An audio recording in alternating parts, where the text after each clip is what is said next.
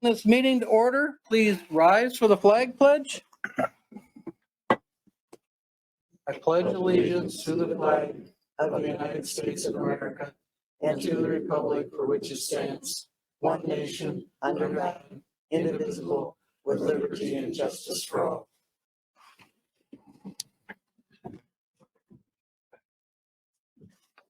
Thank you. I have something to read here tonight before we get started. It's affecting the third item on the agenda.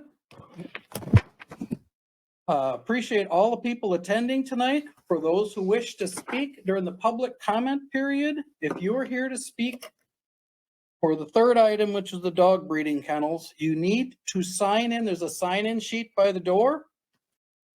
If you want to speak virtually through Ring Central, you need to provide your name and address in the chat feature. And the Planning Commission Chair will call them in order. First, we'll do the ones here, and then we'll go online. When you come to the podium or speak online, you need to state your name and address before making your comments. Each speaker will have 2 minutes to share your comments. A timer will be on the screen to monitor your time.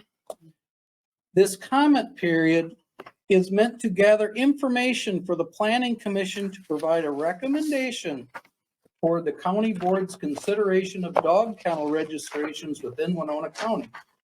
We are here to listen and consider your comments and concerns, but will not be answering questions or engaging in discussion with members of the public.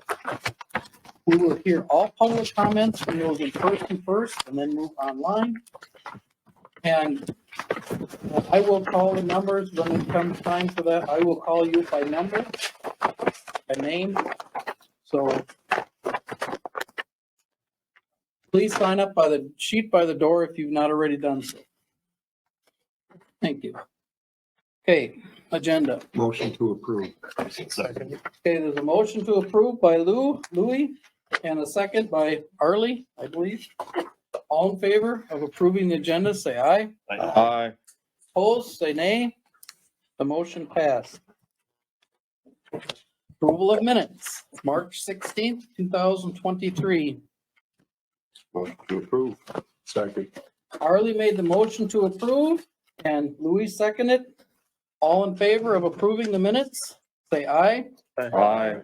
Opposed, say nay. The motion passed. Petitions, docket PC 04-2023-01. To consider the petition of Anthony Wurst, who seeks a conditioned interim use permit regarding the following: to allow a new residential building site, a dwelling, in the Shoreland Overland District on less than required acreage and on steep slopes. Lou, can you come up, please, and do the presentation?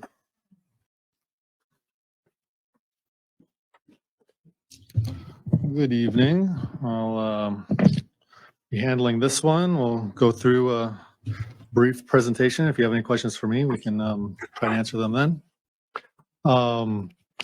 The petition is threefold. There's for a new dwelling within the Shoreland Overlay District,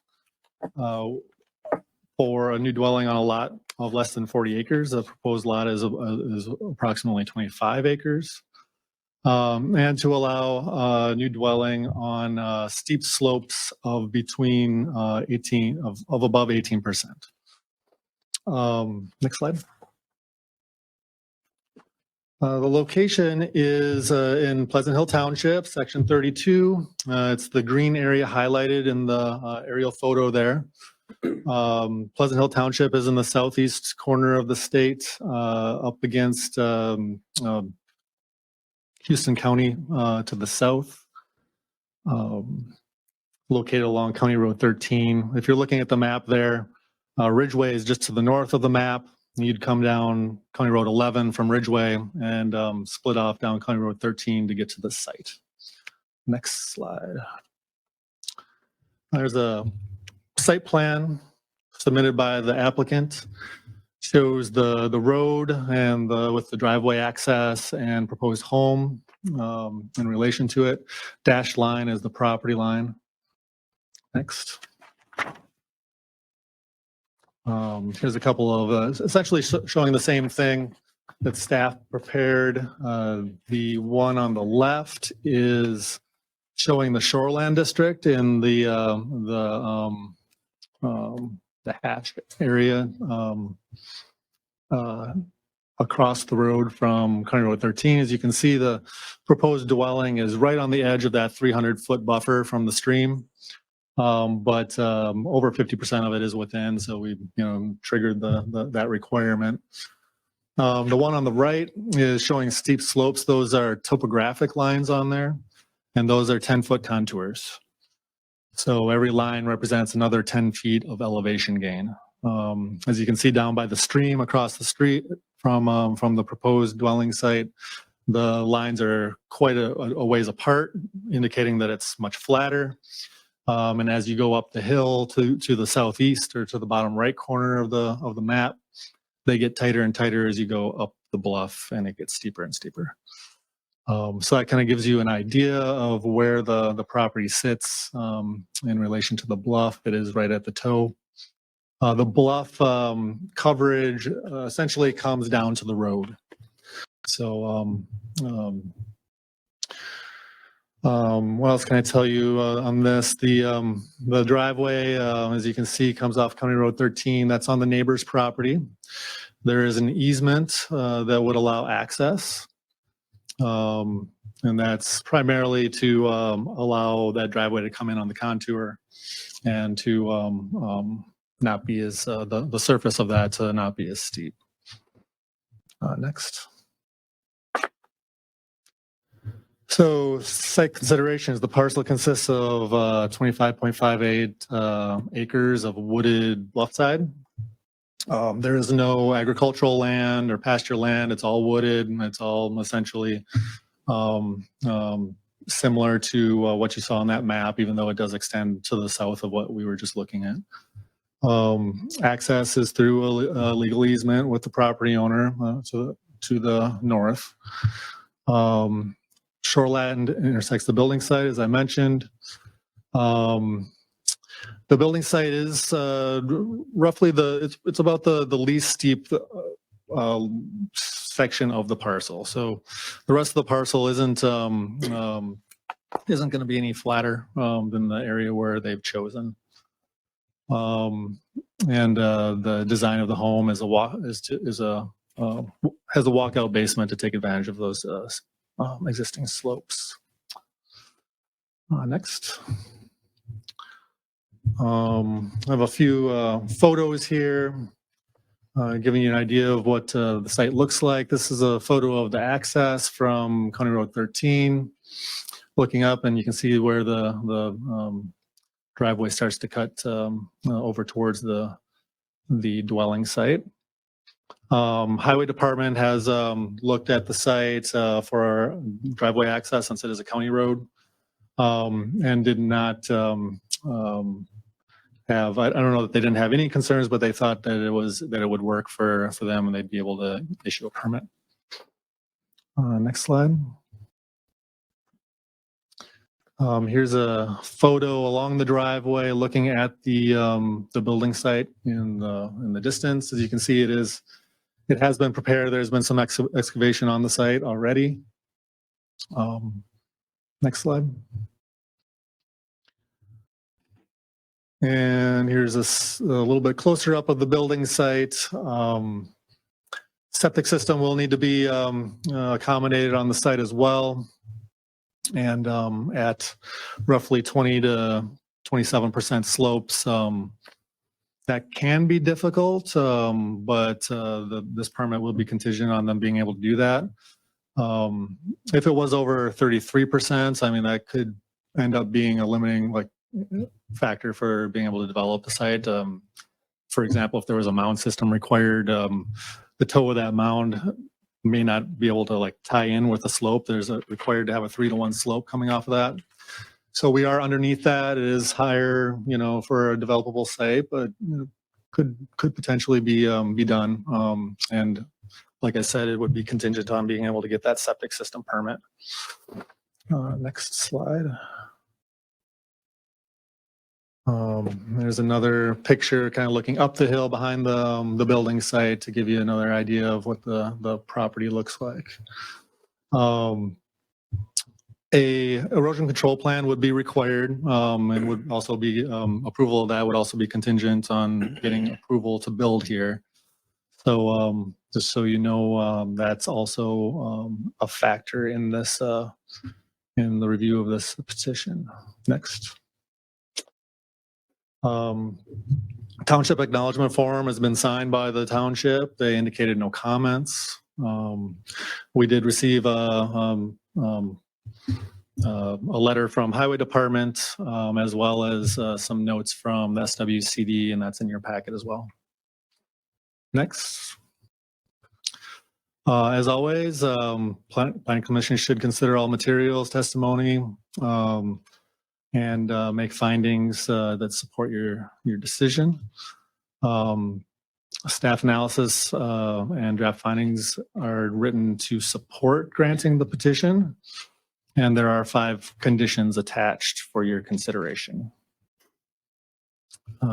That's all that I have at the moment. Are there any questions for me off the bat, Louis? Are they going to turn around and do some leveling up of the site where the house is going on, or is the house just going to go on the side, built right inside the hill? It is going to be built into the home, and you can talk to the petitioner. He's here a little bit more about that. But yeah, there will be some more site preparation, grading and filling that will be required to build it. Lou, 2 questions, and I'm looking here for driveway. I apologize. Do we have any limitations on the length of the driveway? There's no limitations, but there are additional standards if it gets to be over 300 feet. And that looks like it'll be over. If it's over 300 feet, then you do have to provide a turnaround, which we have some standards in the ordinance. As I'm always concerned with our first responders and everything being able to access these places we put out in the landscape. The other thing, the stream, I'm familiar with it, but remind me the name, and is it a trout stream? Oh, you're gonna put me on the spot. It is, I believe it's a trout stream. It's Campbell Creek. Campbell Creek? Yeah, and I believe it is a trout And stream. it is a designated trout stream? Okay, all right, thank you. Anybody else have any other questions? No, thank you. Let me know if you have any questions. Okay. Petitioner, would you like to come and speak for or against, or for or against? That's going to do. Hello, good evening. I'm Anthony Wurst. Address. Anthony Wurst. My address is 526 West 12th in Winona. First of all, this land I purchased in August of 2018 from my grandparents, and prior to that, they owned it. They bought it in 1966. This is where I grew up. I'm not planning to build anything extravagant. Keep the home with the lay of the land and the harmony of the land. My main reason for the land is to hunt. So my intentions are to preserve as much of the land as I can for hunting, but also build a home to live there. I understand the slopes and the issue there. As far as the septic goes, I've talked with G Cubed, and they have looked at it on their map or their computer program, and they admit there's some slope concerns, but they don't think it's anything that's going to prohibit them. I'm waiting for a phone call from them to go out there and look at it and do their testing, and which I'm planning will be in the next week, or depending what the weather does. I guess we could talk about the easement. The easement comes into play from the neighbor Poggle, is a family friend of my grandparents. The reason that came into play is site distance. I've looked at several locations for a driveway along the property line, and with site distance, it wasn't going to get approved. So that's how the easement came to play. I went into Daryl. That's a written up legal document, goes with the land. Lifetime.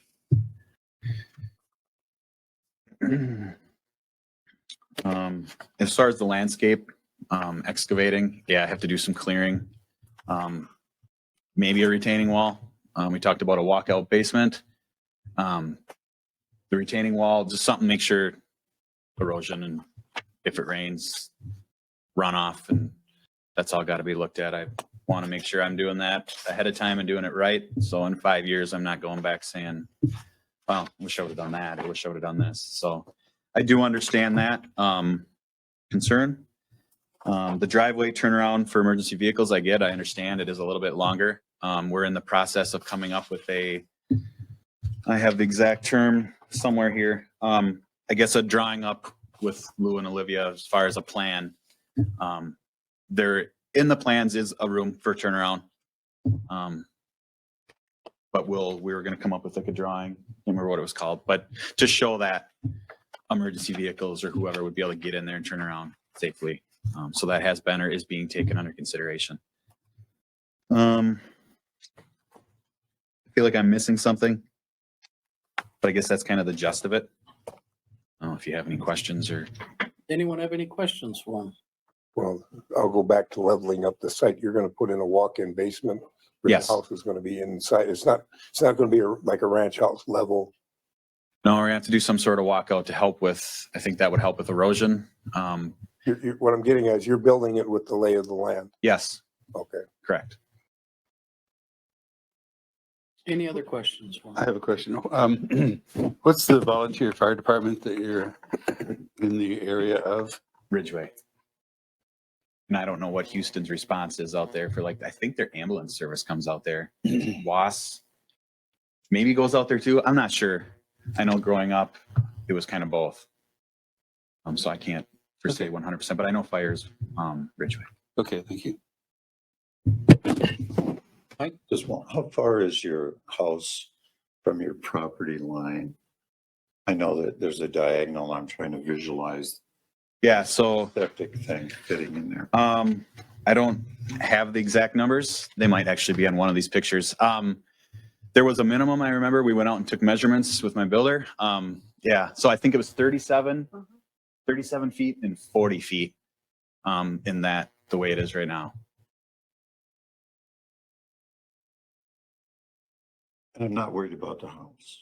I understand that. I'm more worried about the septic. Sure. And I'm going off of page 29 of my notes, which is just the soil and water conservation district's report on it. And they didn't give you a very positive report. So, Yeah. and again, I know in item 2, the conditions that septic's there. And, you got to proceed on and figure out how to do it. And there is concerns on that. Yep. And like I said, I guess if septic or if G Cube comes in and says it can't be done, then I don't know, then I got to probably go to plan B. And plan B would be more property distance or a holding tank or. I don't know. I'd have to discuss that with them and Postable toilets. yeah, maybe come out houses. I don't know. No, I'm kidding. But yeah, I guess that would, yeah, I don't know. I've never built a house before, so I'm learning a lot and kind of taking it as it comes or as it goes. But I think I talked with Jeff at G Cubed, I believe his name was, and he did acknowledge the slopes concern, but he said he felt confident they could make something work efficiently. And that would pass. Thank you. Eugene? You said that you grew up in this area. Now, was that on this property or adjacent property or, I grew up just down the road to the south. okay, but that was It's the same farmstead. but it's a different building site. Correct. Yep. Okay. Anybody else have any questions for him? Go back to this driveway. They're high on my priority because I had to scoop mine out the other day and I know what it is. So you do know that driveway access and grade elevation cannot exceed 12%. So the driveway, and I kind of know the area, but I didn't drive it again recently. Is that going to be easily? It sounds like it. Yes. There's a spot that it might be close, but overall I was told it should be fine. Should be okay. Yep. All right. Okay.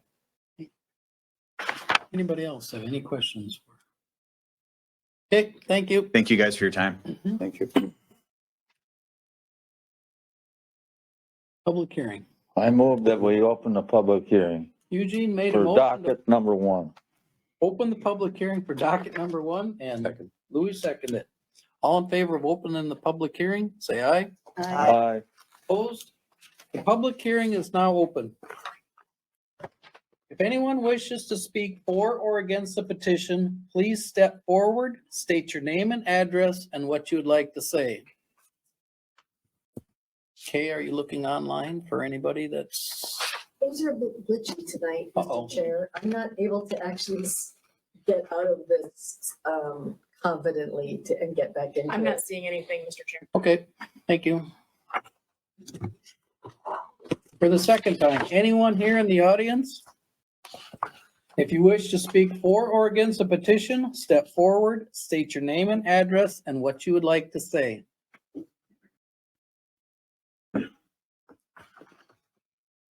For the third and final time, still nothing online?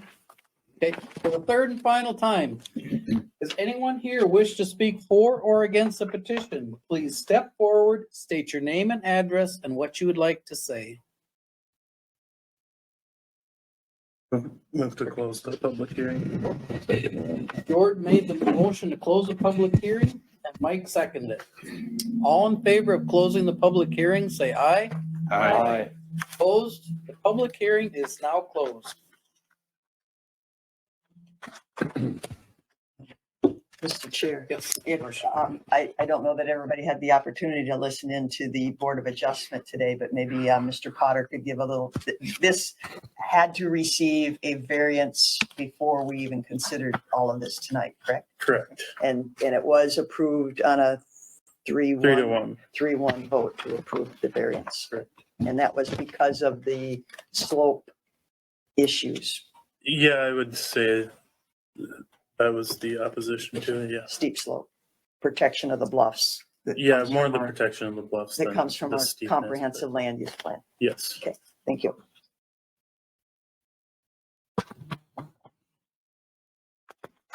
What are our wishes? Concerns, questions?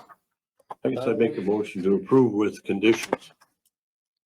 I would second that. Harley made the motion to approve with conditions.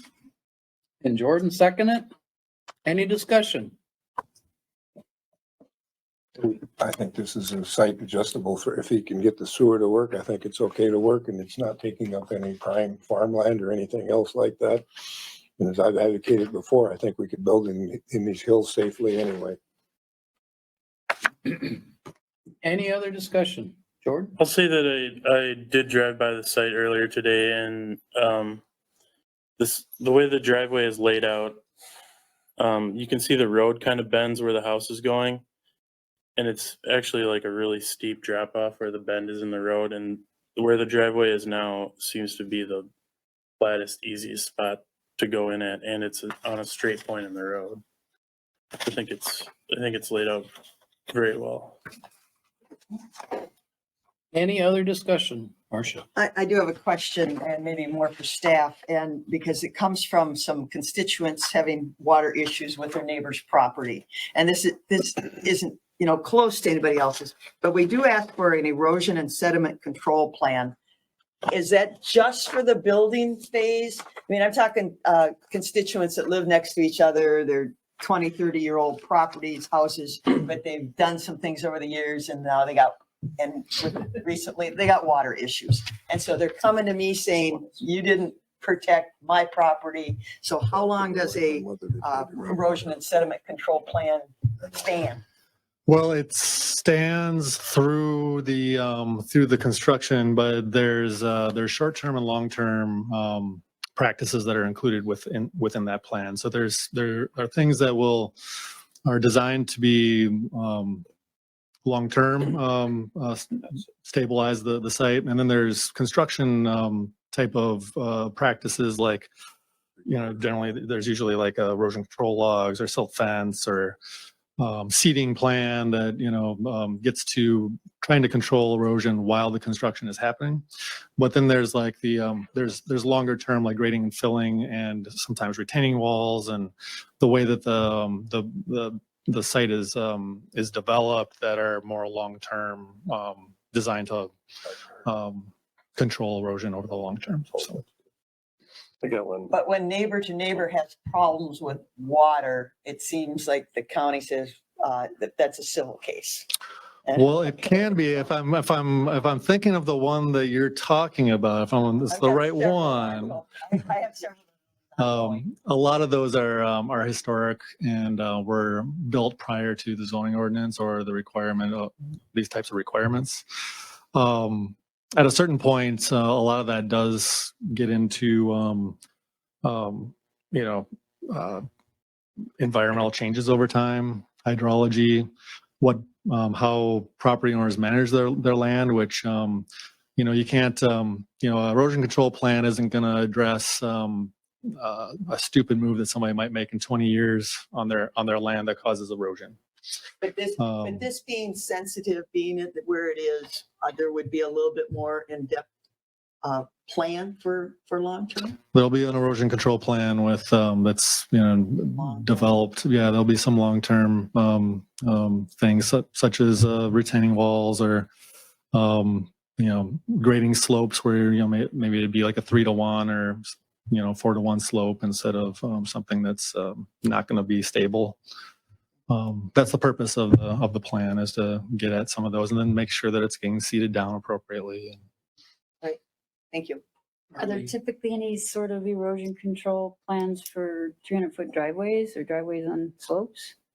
Well, that'll be part of it. It'll encompass that driveway, and so it's usually like an erosion control plan or a grading and filling plan that'll show slopes prior and then proposed slopes. So then we can see that.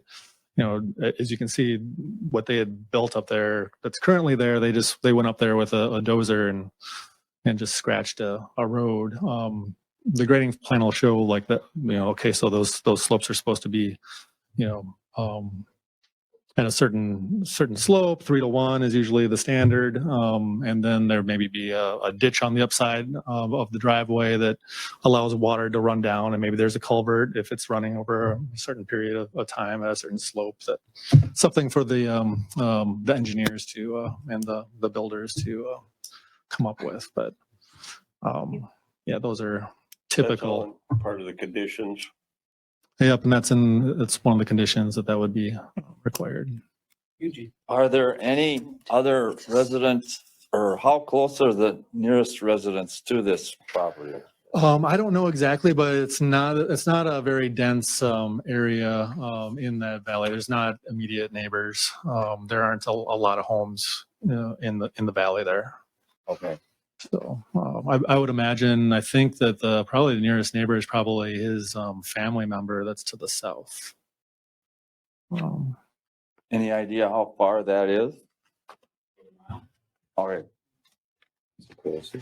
It is, I will let you know if you move out there, it is a section of road that I probably get the most calls about as far as road maintenance and care. And care. So, just telling you, where you're moving into. Any other questions? If not, we have a motion, a second to accept with the conditions, the findings of fact. All in favor of approving this motion, say aye. Aye. Those opposed, say nay. The motion passes.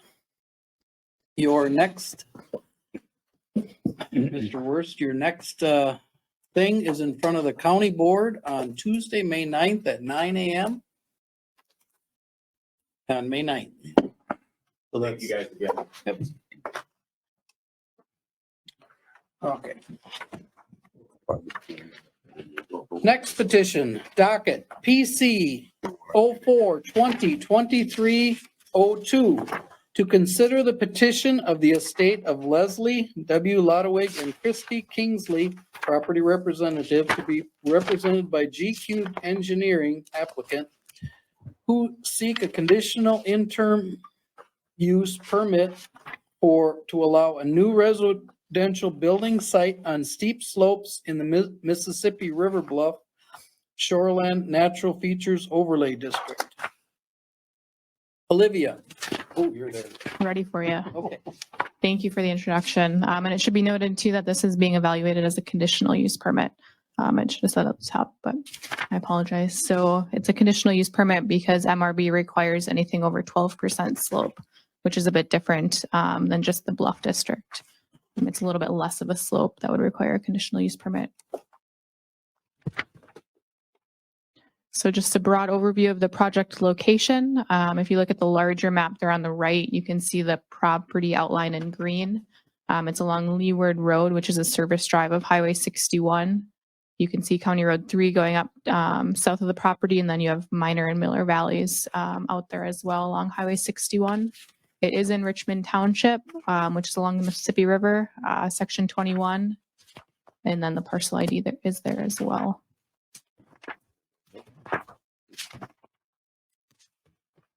So this was the applicant created site plan. Like the chair mentioned, it is a co-petition situation. So G Cubed, along with the property representative, have worked on this together to apply. You can see there that they have the driveway coming off of Leeward Road, along with the leading up to the garage, and then the house to the north of that. And they also have the primary and secondary septic sites outlined in yellow there.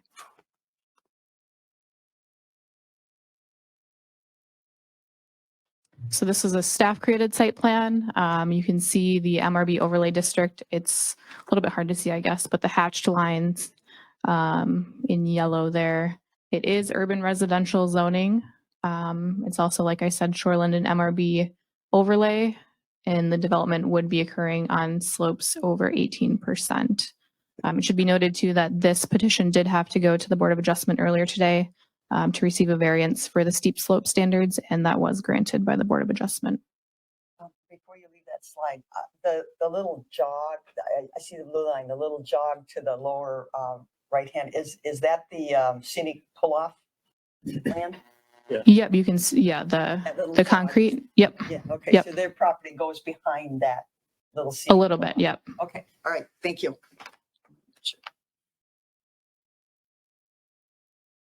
So some of the site considerations, like I just mentioned, the petitioners did receive a variance earlier today. The parcel consists of 1.68 acres, like I said, zoned urban residential. It is a parcel of record, and the petitioner has some more history on the ownership and history of that site. The building site itself is proposed on the flatter terraced area of the property, so they are taking advantage of some of the less steep area of that property, as well as the wider portion you saw on the parcel outline. It was wider in the area that they're proposing, then it gets a little bit narrower as you go south. The residents would have a walkout basement to take advantage of the existing topography, and then G Cubed did include some of the erosion control measures on the site plan that they submitted. And again, that would be a condition if you were to choose to recommend approval that SWCD as well as staff in our department review and approve a soil and erosion control plan.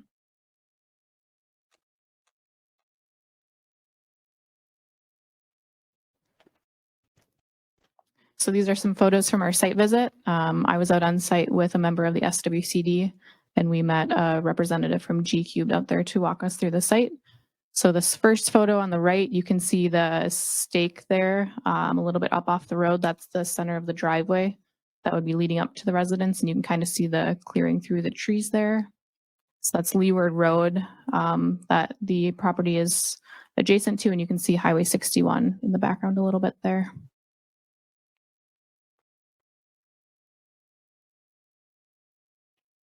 So this would be looking northwest, more at the corner of the actual building footprint. You can see in the background there that there is a neighbor to the north, and that would be their garage or outbuilding structure that you can see right there. And you can see the slope going up, but this more cleared area would be where the building site would be going.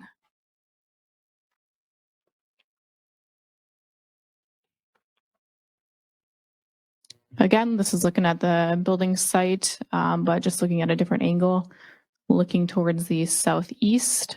You can see Highway 61 there a little bit more clearly, as well as a little bit of the Mississippi River there in the background.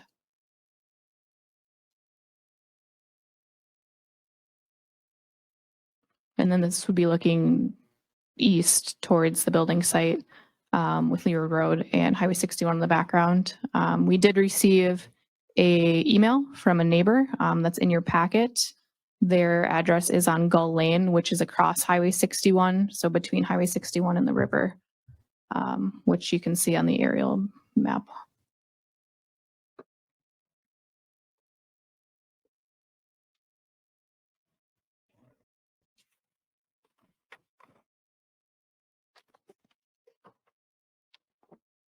So the petitioner has submitted the completed township acknowledgement form.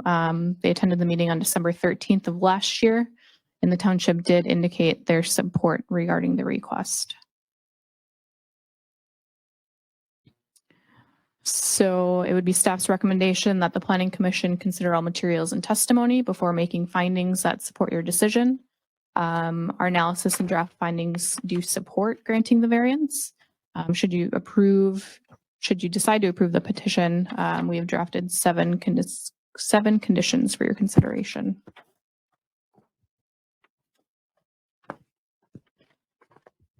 Does anyone have any questions for me? Yep. Where's the driveway or access?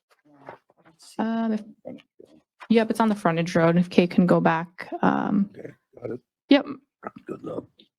it's outlined in black there on the aerial. Where is, right there?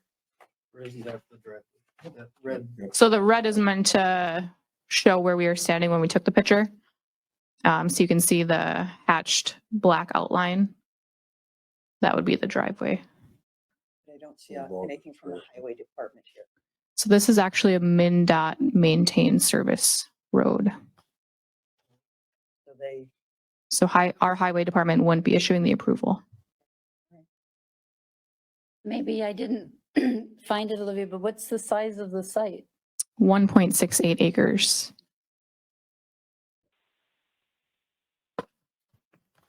Any other questions?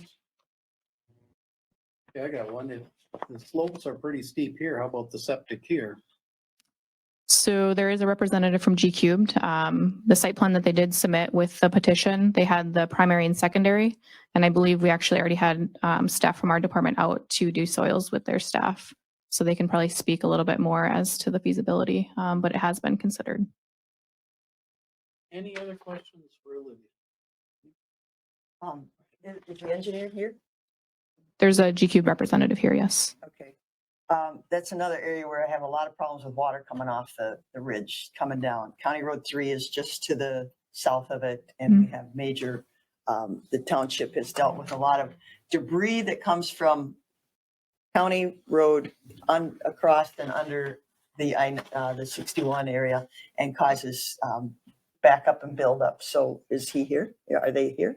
Mhm. Are they online? They're in person. After the staff report. Yep. Yes, if you'd like for them to come up after I'm done, if you don't have any more questions, they might be able to answer some of those. Okay. Anything else for Olivia? No, thank you. Thank you. Okay, now the petitioner, and I believe G Cube is the one you're representing. Right. The petitioner, correct? Yes. Jeff Griffin with G Cube from Chatfield, 14070 Highway 52 Southeast Chatfield. I want to state that we agree with the staff report and we agree with all the conditions. This site, our client actually bought this site in '89 and bought it as a buildable site to build something for his kids and grandkids. However, that additional zoning overlay came into effect in 2011, which changed it. Prior to that, it was a buildable site, and the property met all the conditions of your normal bluff setback. However, that additional Mississippi River extended it down to 18% versus 25, and that's the reason why we're here. Is some of it is that we're in between that 18 and 25, and so we're here. I can state for the record that, at the previous meeting, one of the board members was concerned about the visual and building in the bluff and stuff. This property is practically unnoticeable from the water itself. I mean, you have two roads between us and the water, you have a row of houses between us and the water, and you have trees between us and the water. And so some of those things in your comp plan and that land use plan for those additional conditions aren't really relevant to this because of the fact that it's not going to be a visual barrier to the river itself. Other than that, I'm really here to answer any questions you may have. I mean, we've completed site plan, a grading plan, erosion control plan, and the septics have both been designed primary and secondary and approved by your staff. Thank you. Anybody have any questions for Marcia? So as I stated, I have people that have problems with water. The Yep. county has problems with water dumping on Richmond Township roads and causing some problems on the riverside of the. Right. And stuff. So and I know it doesn't seem that, I come by there almost every day. So Right. I know the property, and you're right, you can't see it.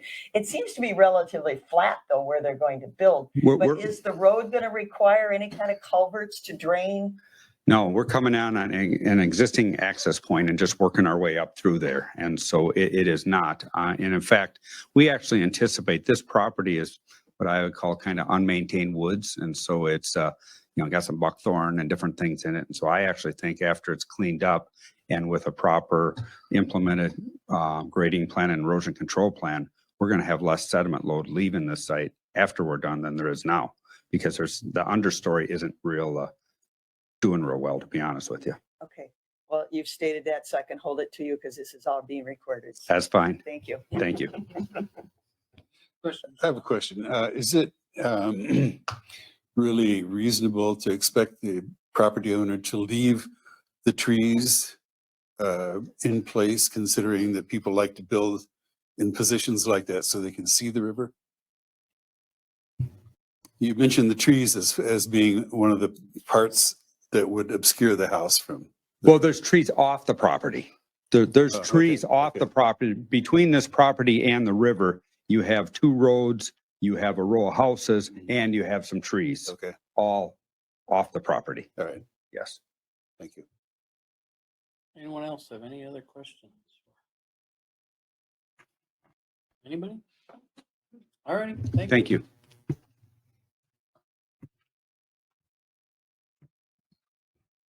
Public hearing. I move that we open the public hearing on docket number 2. Second that. Eugene moved to open the public hearing and Jordan seconded. All in favor of opening the public hearing, say aye. Aye. Aye. Opposed, say nay. The public hearing is now open. If anyone wishes to speak for or against this petition, step forward, state your name and address and what you'd like to say.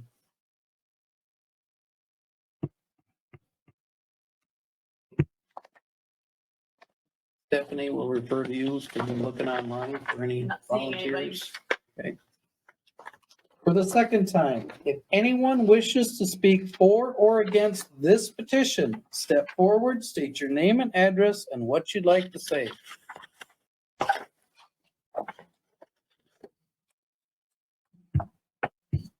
Crickets. For the third and final time, if anyone wishes to speak for or against this petition, step forward, state your name and address and what you would like to say. A motion to close the hearing. Hearing nothing. Second. Mike moved to close the public hearing and Louis seconded. All in favor of closing the public hearing, say aye. Aye. Opposed? The public hearing is now closed.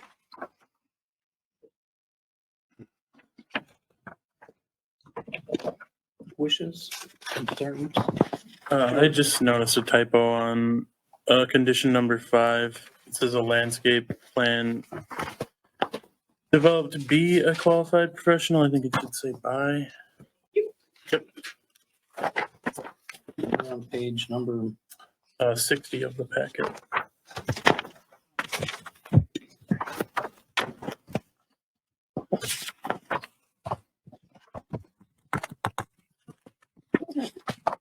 Question, Mr. Chair.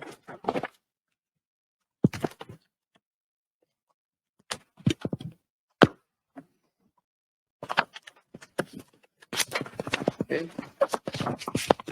Question for staff. It was, and I can't find where it was alluded to. It was alluded to one of the conditions as additional erosion and control and everything is, are you referencing condition 4, that's additional above and beyond what we normally require? Or did I misread something? I don't remember where I saw it. Are you referring to the comment I made during my presentation? Well, I read somewhere that it said that there was an additional, in the conditions, there was additional, now I can't find where I read. But 4 seems to have a little bit more deliberate language than normal. You're saying erosion, sediment, licensed engineer, professional geologist, qualified individual. So is that what you were referring to? Yep, so that would be the plan that's required. You may have seen something about the additional standards because it's Mississippi River Bluff, which would also be required. And that gets into like aesthetics and landscaping and that type of thing as well. Thank you. You're welcome. Any other questions? Motion to approve the permit. Louis moved to approve the permit and condition. Jordan seconded With the conditions. with the conditions, And the findings of fact. Findings of fact, yep. I'll second that. Jordan already did. Oh, you beat me, okay. Okay, we have a motion, and a second, discussion. Marcia. A question again for staff. So, condition 7, it says owners of property shall allow Winona County staff to inspect the property annually or otherwise necessary. Are we really out there and intending to expect, this is a house. Are we intending to inspect properties annually going forward on any new houses that are built or? So this language is included with all of our CUP, IUPs as forwarded to the board. So we have history with this. The reason being that there seems to be some amnesia that occasionally creeps in after the fact with projects, and we want it baked in because we do have to refer back to this. In terms of annual inspection, unless there are annual complaints by the neighbors, we will not be annually inspecting it, but we would like to reserve the right to do so in the event that there are issues of any kind of non-compliance. And inspections would be scheduled, so the property owners would. We send letters. People are not always there when we set a time. And if people get their mail and respond to us in a timely fashion, we're happy to reschedule. If it's a part of a community that doesn't have too much electronic communication, we utilize snail mail. Otherwise, people give us their emails, and we are very flexible so that we can meet them when it's convenient for them, as long as it's not after 4:30 p.m. All right, thank you. You're welcome. Any other discussion? Any other discussion? Okay, there's a motion, a second.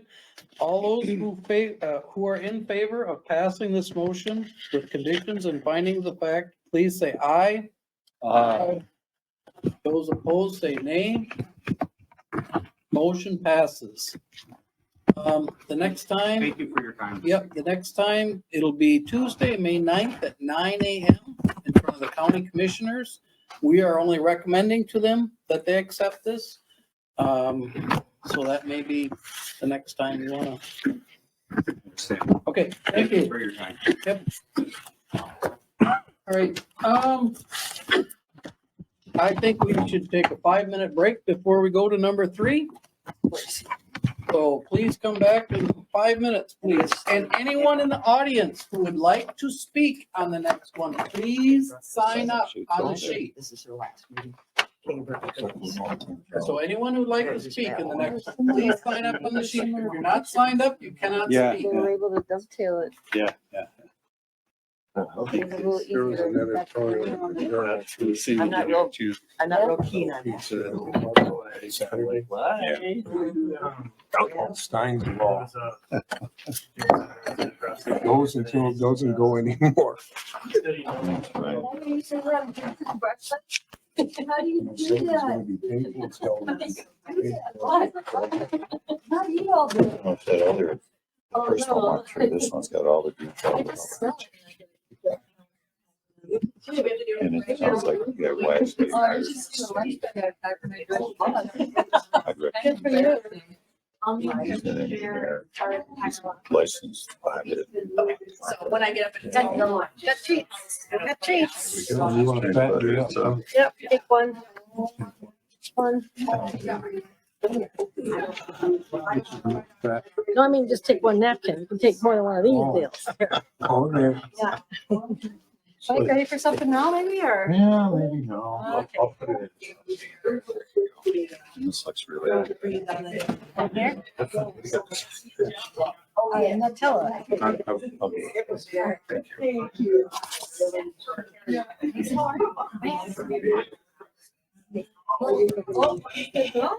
No, no good for me. Thank you. I'll put it over here. Maybe after. I want to stay awake for a large number of testimony. Testifiers.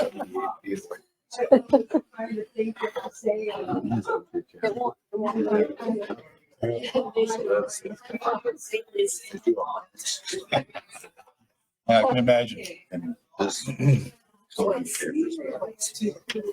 other thing is when you get bedrock at 2 inches. Better. I agree with you. He's got lots for something where, there's just other problems.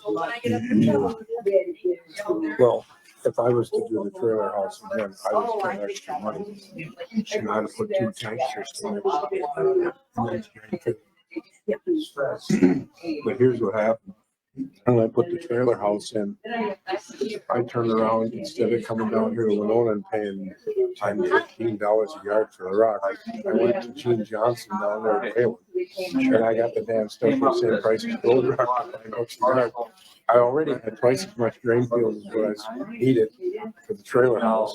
Because Louis did the Louis testing on the type of soil and population rate. I determined, I didn't sit there for $20. I used my percolation for my 20 But anyway, I made it big enough, but then yet we put twice as much rock in, so I got 100 feet for twice as much rock, so you can put one hell of a nice house. See now today. This one will have no. Materials for this other than those couple pages? I know. I agree with you. You do it or you don't get your homes. Cookies, Gene. Hey, I got a question here. We're gonna go to the dogs. We're gonna spend 3 hours on bullshit. Well, no, because I gotta have something else. They should always I'm just let you- because I keep staff sitting around, you know, someone out of town. Yeah. Just something to contemplate. There's I been no don't know. complaints on But we anything. did move our Right, county, I know that. evening meeting, county board. Why do we have to change something that is For working? part of that. Because there's Hey, Gene? Yeah. John, do you need water or coffee? I'm good, thank you. missed some Cookies? about the. No, Looks like a lot of calories here. I told Kay, I learned from my first 2 events here that I should not eat anything before I come or not eat the food here because I get drowsy. Oh. I don't want to be drowsy. Told me which one it is after me. Whoops. That's okay. Put your, like I say in the grocery store, put your beeper on, just beat me, bump me lightly here, or put your turn signal on. Let's save one in case it disappears over there. What are we getting at?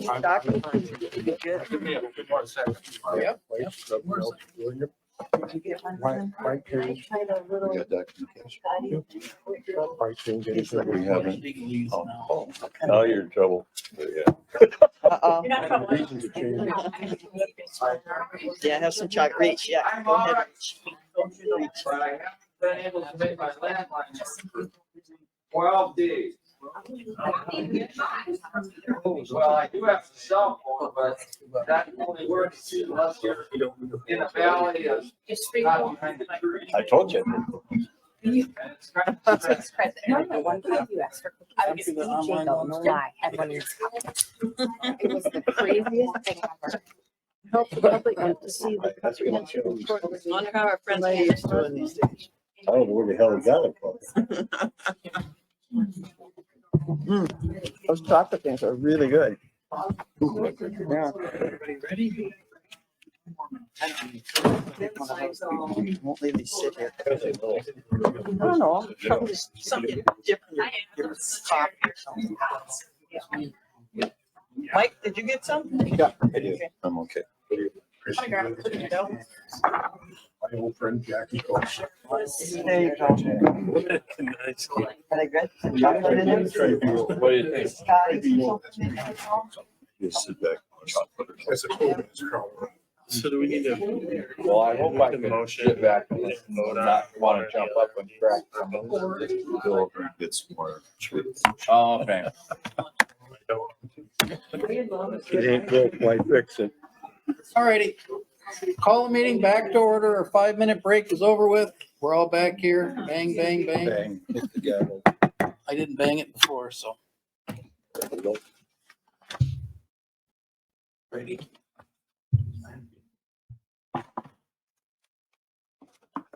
Hey, I will, Stephanie. I was just going to give you the outline for what to expect for this. There's two components to your next agenda item regarding the study by the Planning Commission for the dog kennel facilities.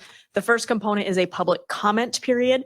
It's not a public hearing, so you don't need to open it and close it. It'll just be a time where the public can speak. You've already laid out the ground rules, so you'll start with that. After that, there can be some discussion. You should have received a memorandum at your places when you got here today, indicating what your options are, and we'll talk about it at that point. You can also decide to have your discussion at a later date, depending on how you feel about it. But I know that the agenda item did indicate you could have a discussion and recommendations tonight. So we provided you with the options there. So I'll let you do your public comment, and then I'll come back regarding your next options at that point. Okay, now we are on number 6, Winona County Dog Kennel Breeding Discussion.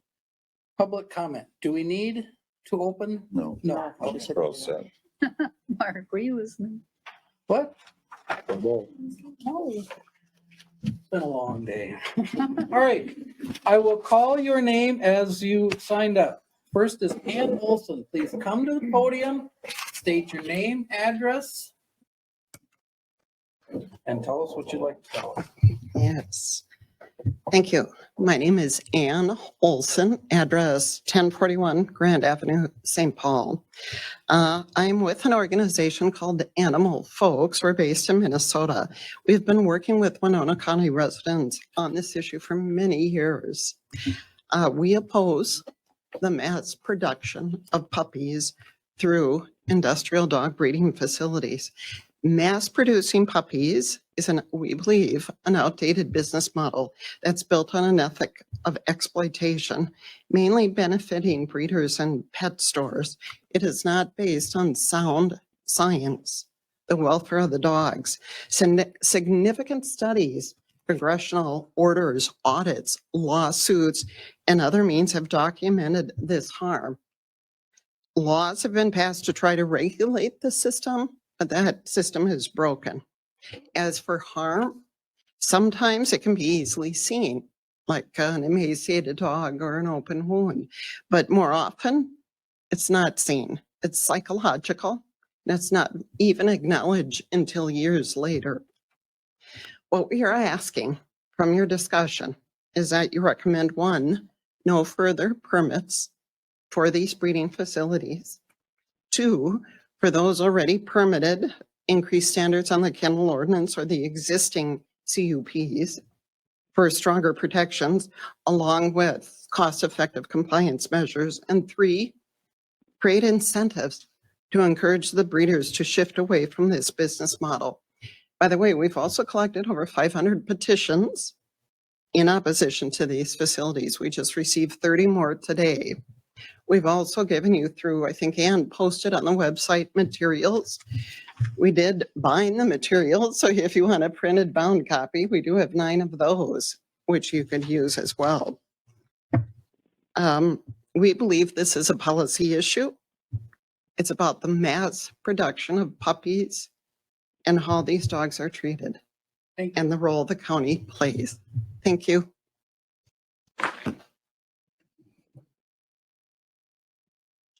Next, Ann Jora. Am I close on the name? Name and address, please. And Joria, For you. yeah, 344 Knott Valley Drive. So you've heard about the need for animal welfare and the harm to dogs by these industrial dog breeding facilities. I just want to give you an example of what that means. I regularly review local animal rescue websites. Last November, a rescue group in Rochester posted 2 older breeding dogs on their website. Some breeders will give their dogs they no longer want to rescue groups so they can pay for their care. I learned that these dogs had come from a breeder somewhere in Winona County. Along with pictures, this rescue site provided descriptions. One description said, quote, "Retired breeding dog. Things outside of that world are different, scary for her. For her benefit, she would do best with another dog in the home to show her how to be a dog. Certain noises are scary to her. When she came into our rescue, she was not walking on her back leg. Our vet said she has arthritis from laying on hard floors. She is now on pain meds and joint supplements, which she will need to be on forever." Unquote. So this is chronic pain. Why didn't the breeder do something about this? Why didn't the inspectors pay attention? This is just one small example of the lack of oversight and its impact on animal welfare when it's ignored. A description of the other dog said, "Owner will need to be very patient to help this dog adjust to life as a pet. She hasn't had much interaction with anyone or anything, so she is fearful. She is starting to learn that humans are not all bad." So this issue isn't just about checking off boxes on a pre-announced inspection. This should not just be about the money. This is about animal welfare. Winona County should not be in the business of mass producing puppies. Please stop permitting these facilities. Thank you.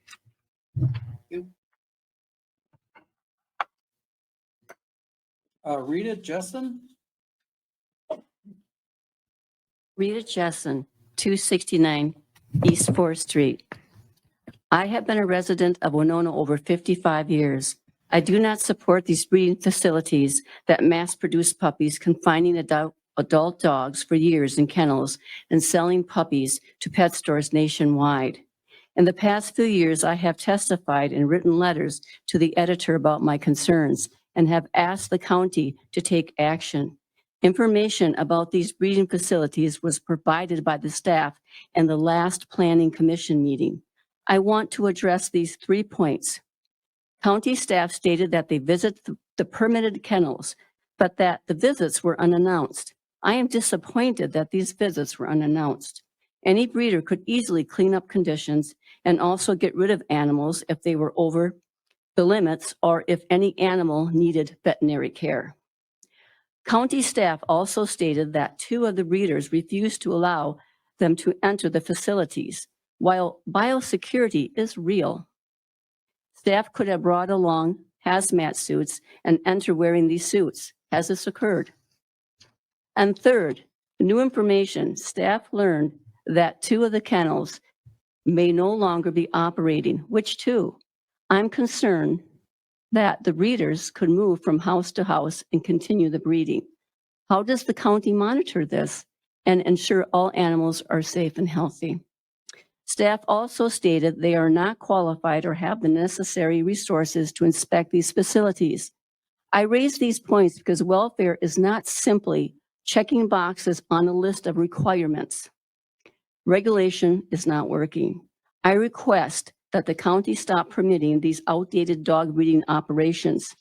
I truly believe that for the welfare of the dogs, Winona County should not support or promote this type of business. Thank you for your time.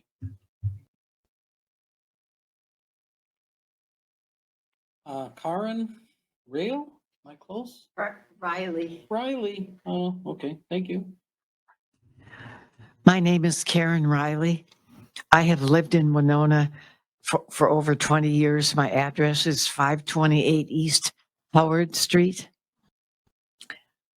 I care very much how animals are treated, and that includes how businesses treat animals. These breeding facilities are not producing lumber or flowers.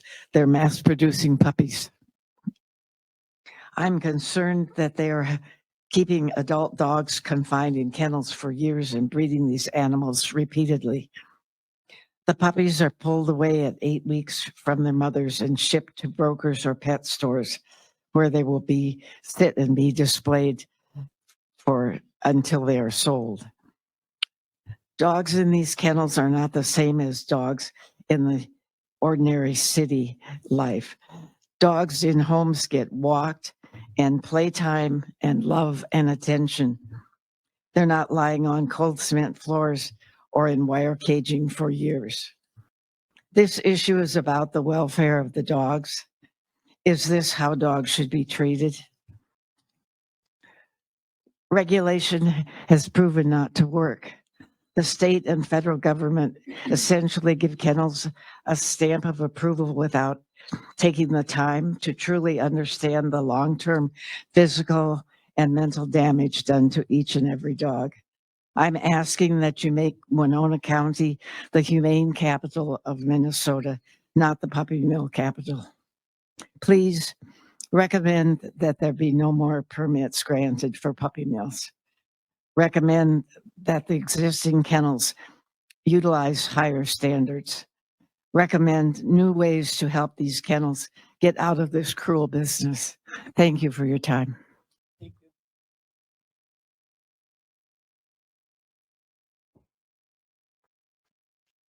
Shanna Ferguson?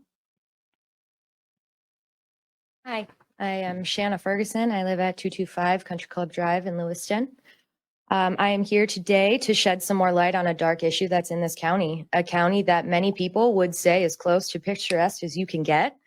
Would they still think that if they truly knew what a breeding facility looked like on the inside, or if they knew what that we were the puppy mill capital of Minnesota? When I spoke last time, I had mentioned a dog named Windsor, who was a chocolate lab, who was purchased from a breeding facility here in Winona County, and then terribly neglected and starved, eating blinds and press-on nails for sustenance, which then ended with a long road to recovery that a nonprofit had to pay for. Since this, I've also taken in and rehomed a puppy named George, who was purchased by two 16-year-old children from a breeding facility just less than 2 miles from my own home in Lewiston.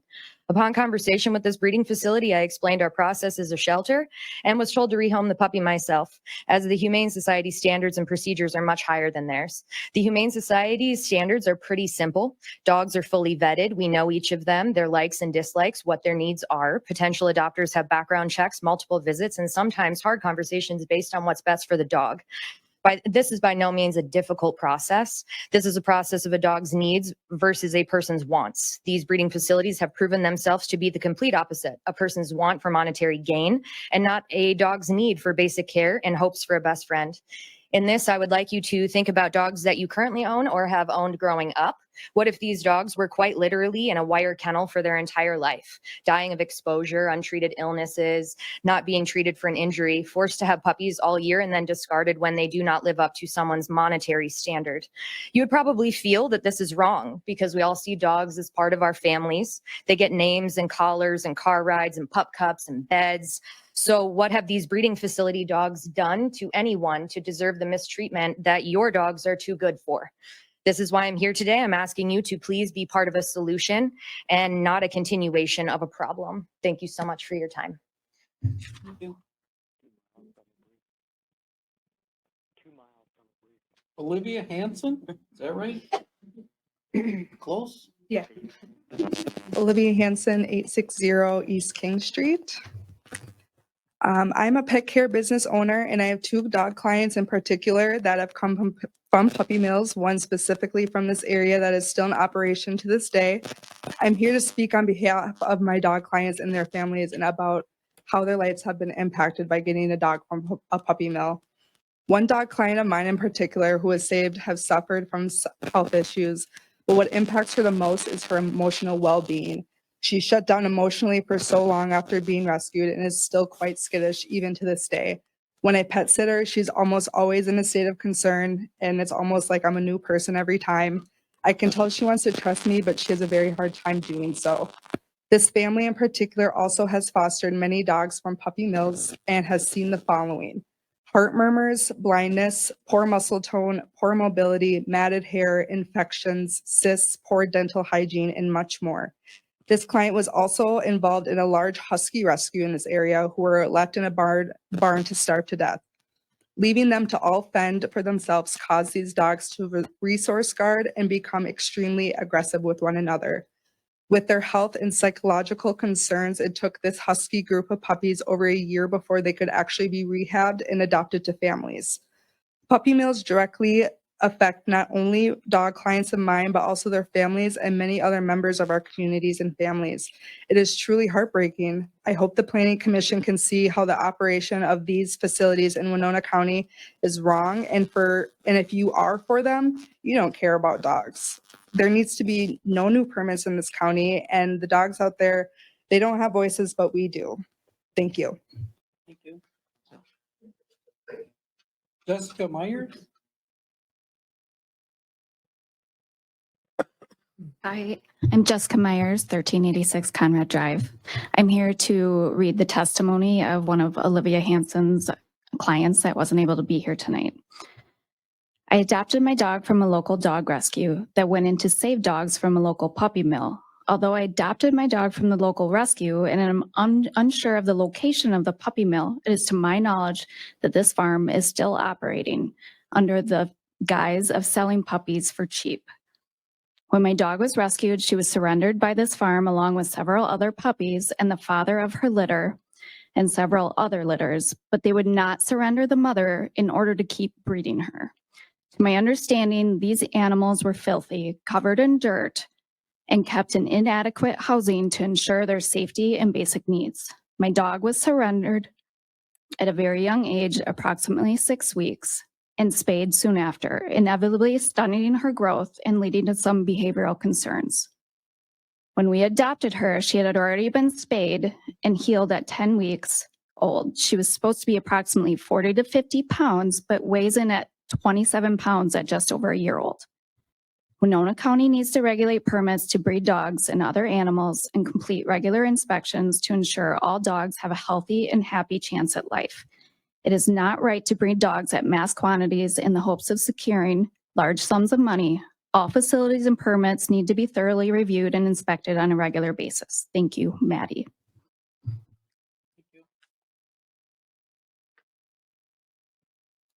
Gail? Getzman. Gail Getzman. Okay, thank you. Thank you. My name is Gail Getzman Stopa, 22036 East Burns Valley Road. I'm a resident of Winona County. I do not support puppy mills.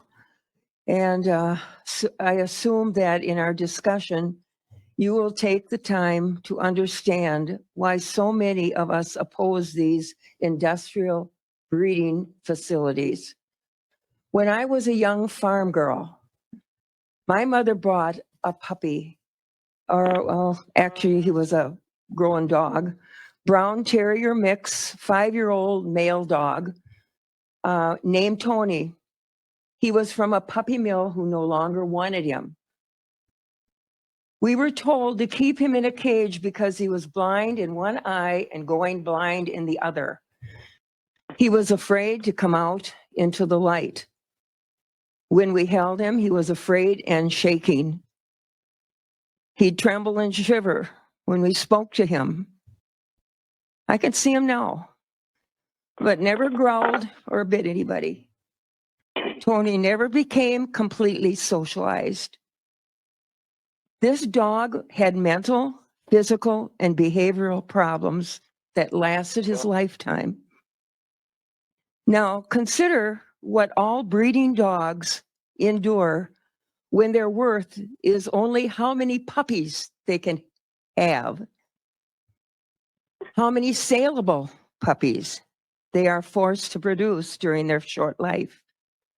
Their only value is in the profit they produce for their owners. And these people that raise puppies like this are in faraway areas that are not seen by most people. Dogs are considered property by human laws, but in our hearts, they're family. I'm asking you to recommend that there be no further mass production of puppies. Okay, Thank you. thank you. Okay. Okay, we have someone online who'd like to speak.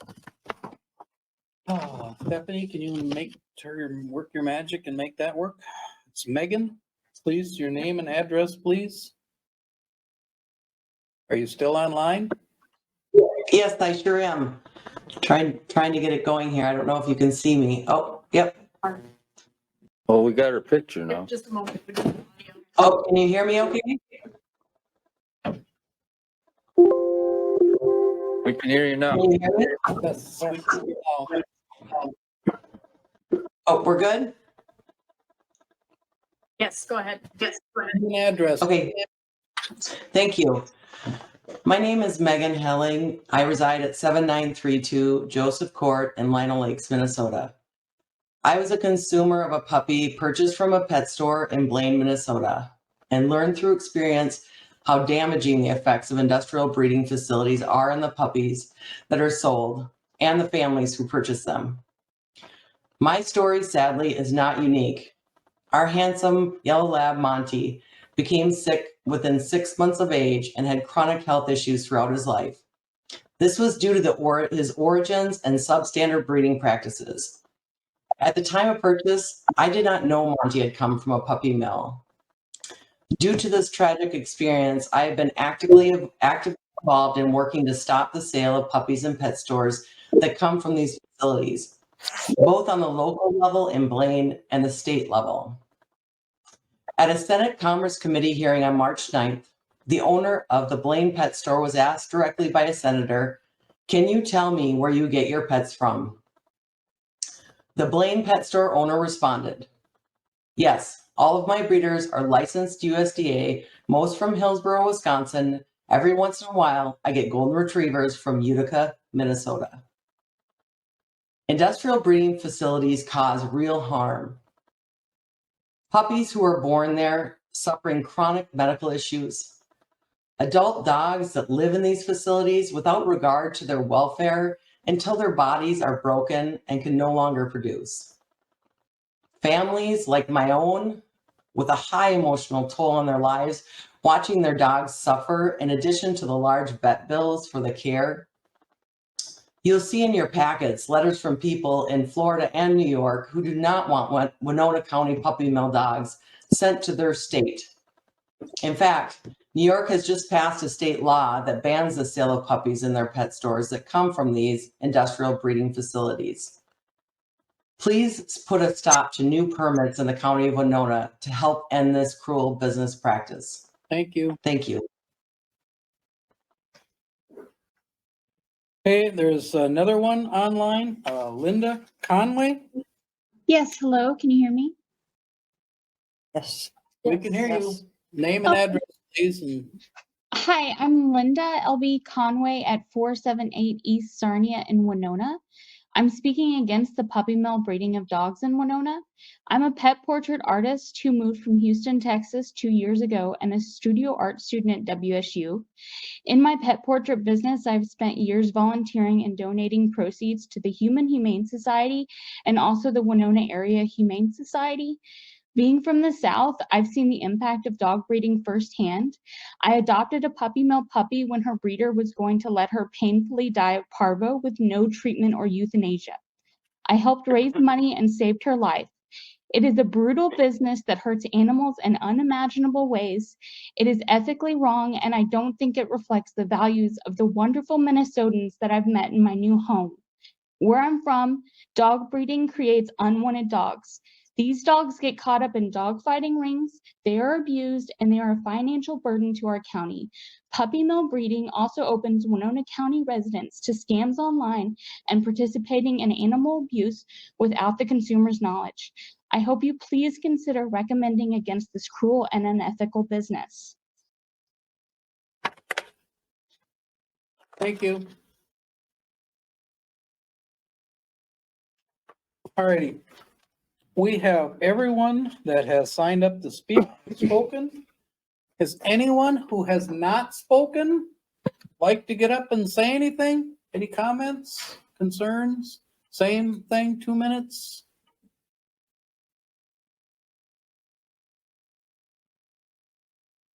Baker online.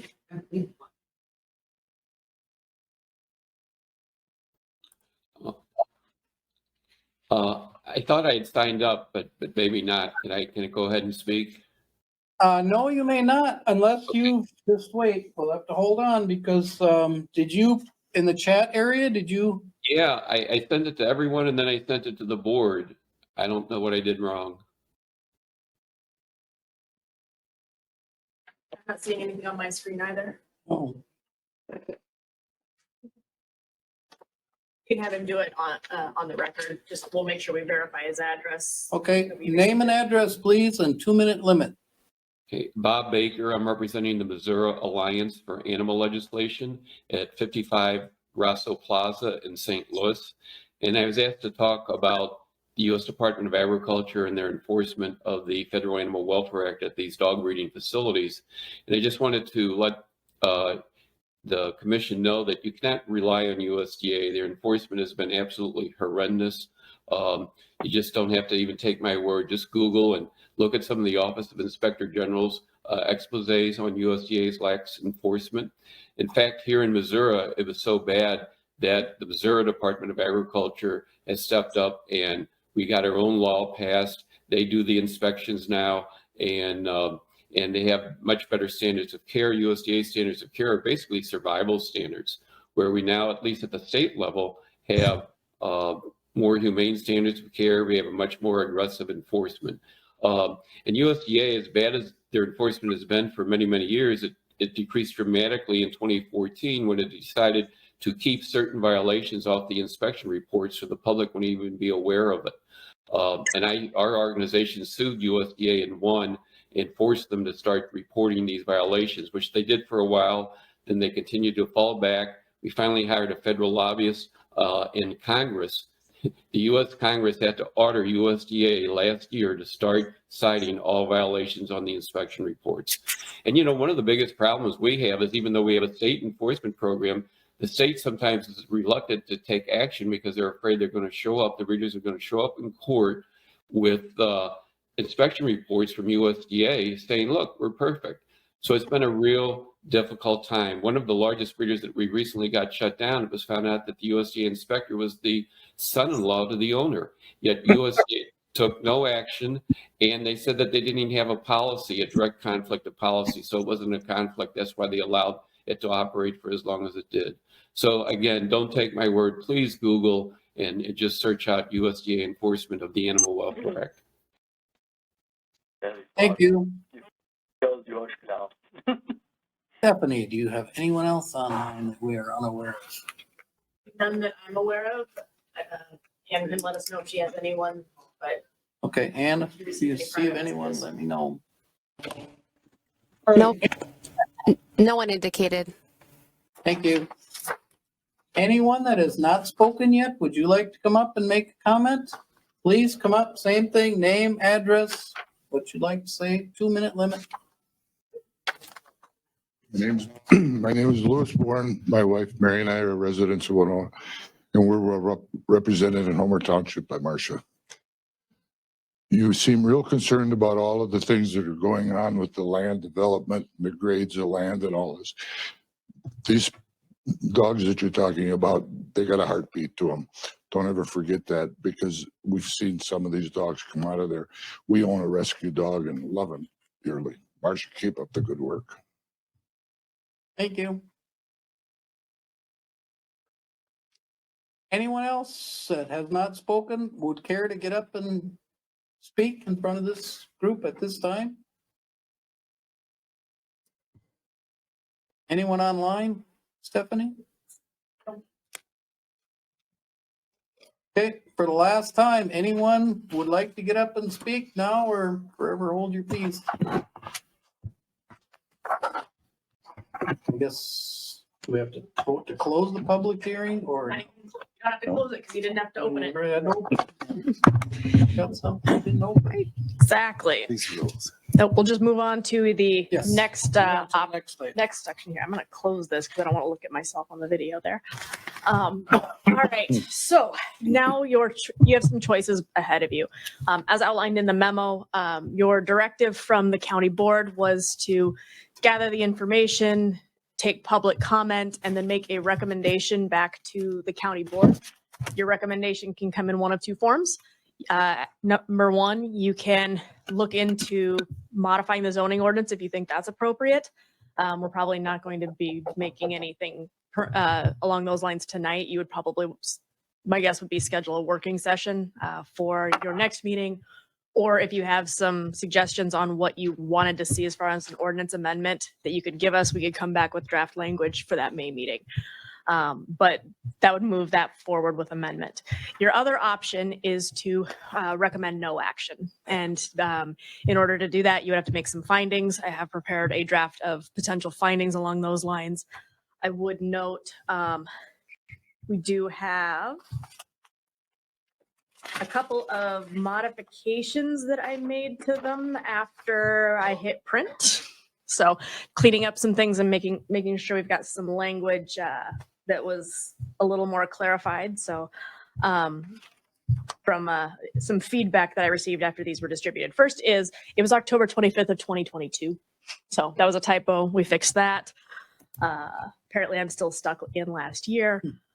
And then down here on numbers 9 through 12, we made a couple of corrections to clarify language.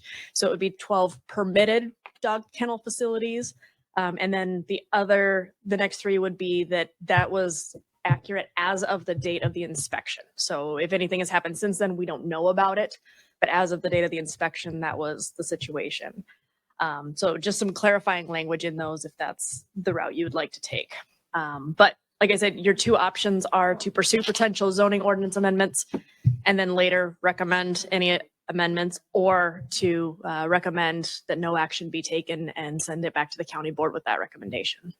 So if you have any questions, let me know. I just have one comment. It's on number 11. It just states the board of, how does it read? Board of Animal Health. I think we need to be more specific. We heard Minnesota. testimony on state. I want to say Minnesota Board of Health.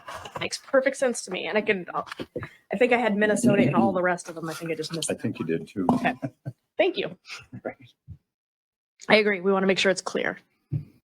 So Stephanie, is the Minnesota Board of Animal Health a little more stringent on their? That I don't know. Olivia might know. I know she's been working closely on that aspect. So, as far as inspections, if they're And the more stringent than the USDA.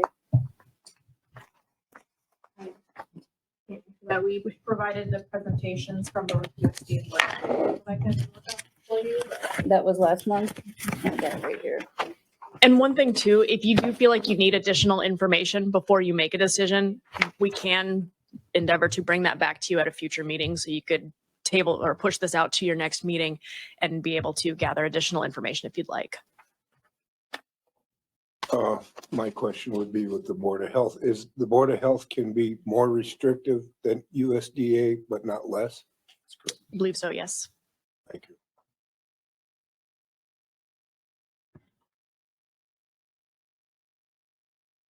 All righty.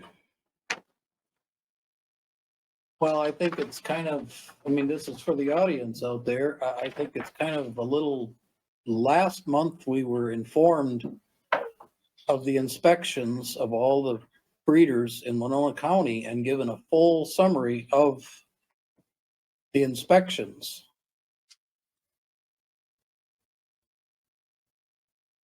So we're kind of hearing one side last month and one side this month. Last month, the inspection sounded like everything we were doing is working well.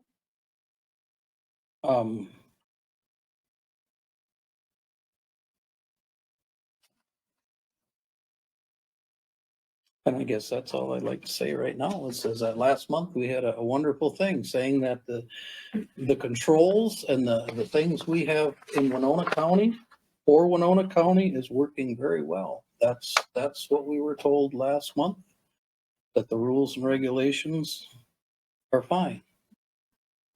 So, John, It's appropriate to give my opinion right now. Is that right? yeah, Okay. It seems to me that it's reasonable to have a working session to consider alternatives. And I'm also a little concerned about taking on a responsibility that the state should be performing correctly. And there's another pathway to get the state to do it, which is get the legislature to pay attention and to pass appropriate legislation. But, you know, one level of action that several people mentioned, which the county could do without becoming, without jumping in between the state and the breeders, is to simply to not permit any more locations. Considering the number that there are already in Winona County, it would, to me, in my opinion, seem a little bit odd be making it a bigger and bigger industry. So, you know, that's like the least interfering compared to taking more intrusive steps, which may be justified. But to me, it seems like it's reasonable to have a working session on this to consider the different alternatives. Louis. Since we heard last time that there was no problems with any of the breeders that we had in Winona right now, and apparently our ordinance is doing its job and working, I would see there would be no reason why to change anything.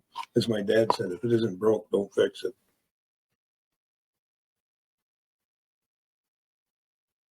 I guess my comment would be, we're the planning commission, we're in land use issues. Now, clearly I heard people speak about health issues and other issues that they had experienced, but that's with the Minnesota Board of Animal Health. It's also with the USDA to enforce. And therefore, if we're going to try to incorporate that all into a change in our ordinance, we're getting out of the limitations of our county planners.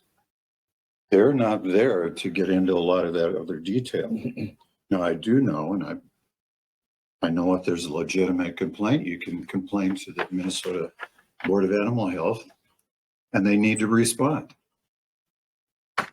So therefore, I want us to keep our lanes on what we can do appropriate with how things can go federally, state, and county. And also, it wasn't mentioned, but all of these dog breeders in Winona County do have a veterinary tied to them. And I don't know exactly the inspection or things, but before they can move things, the animal health has to be there. And again, to keep it out of our Winona planning office, if there's an acute issue, you got to call the county sheriff. So there's a lot of tools out there that are available without just saying, no, these people do not have legitimate commercial businesses. Because what if they do? I mean, I don't have a dog currently, but my family, and because I travel a lot, I choose not to have one. But we all like to have an available pet from somewhere. And I don't know if that's always going to come from my neighbor.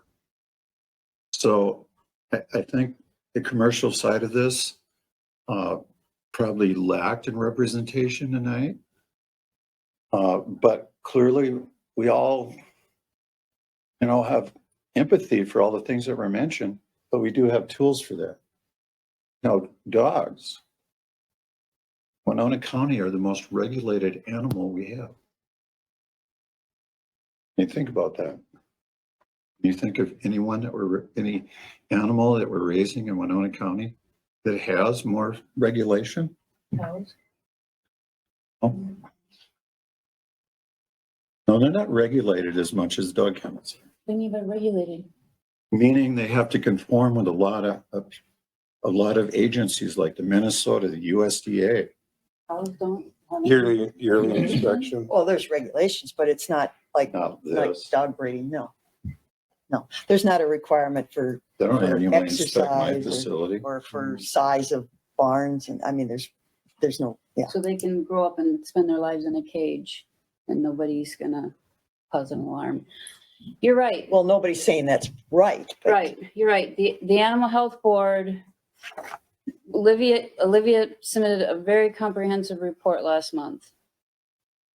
The Animal Health Board rules are in regards to licensed dog kennels. But there's a Minnesota statute within the Pet and Companion Animal Welfare Act. And everything it lists, commercial animal facilities required to comply with statutes, food, water, transportation, shipment, shelter, size, exercise, group housing, breeding, temperature, ventilation, lighting, confinement, and exercise area, surfaces, drainage, and sanitation. And I agree with that. That's the statute that's affecting how the commercial dog breeders are operating. It says nothing about socializing, says nothing about petting, says nothing about human interaction. And that's beyond our purview. That's the state level. That's right. Just one comment about what you said, Mike, which is planning commission. Yes, but the county board did send this to us. So in a sense, they kind of redefined our mandate on this particular subject. So I'd say it's a little squishy on. And I would say, and in regards to that, they can ship anything back that they want us to review, really. But we are here for land use. We're here to interpret our comprehensive plan and how it fits into our land use. And what we currently have is legal in our land use. And the question is, do we want to make it more restrictive? Eliminating it, further ones might be a little bit of a challenge based on the fact that we are not in charge of the animal health. Other agencies are. And that's what I'm getting at.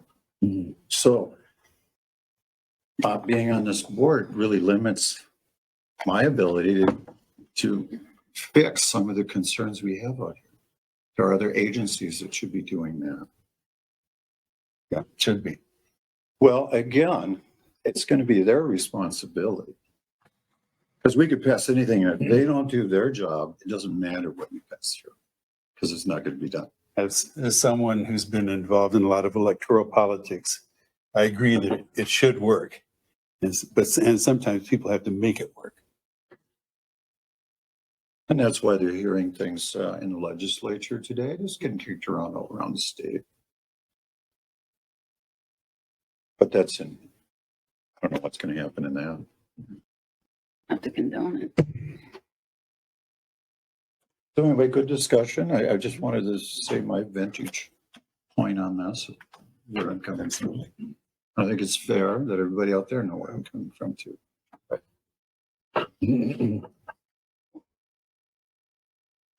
Any other discussion or what are their wishes or what's?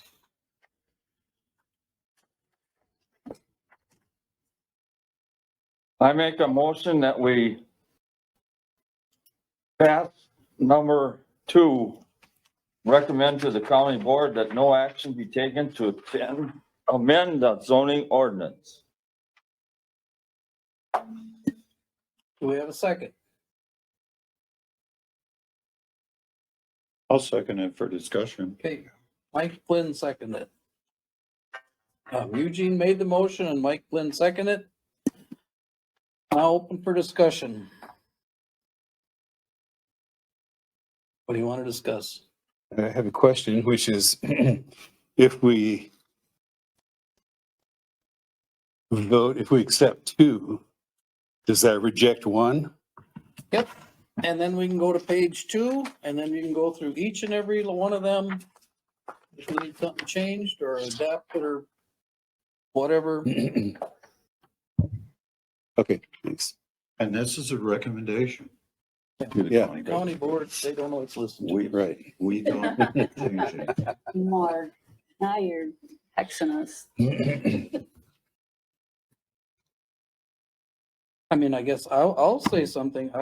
I agree just because of everything, you know, that staff worked hard to get us a report and inspecting all of them things, and the controls and things we have are working the way they're supposed to be working. I don't understand any changes to be made when they're working well. I mean, we've heard, you know, different people comment on different things, but that's not in our purview at all. It's a business. This is an agricultural county. This is an agricultural business.